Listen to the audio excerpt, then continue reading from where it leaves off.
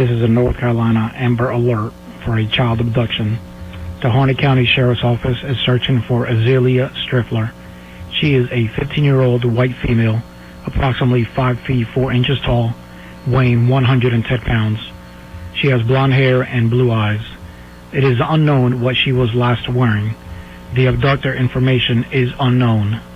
If you have any information regarding this abduction, contact Harnett County Sheriff's Office immediately at 910-893-9111, 910-893-9111, or dial 911.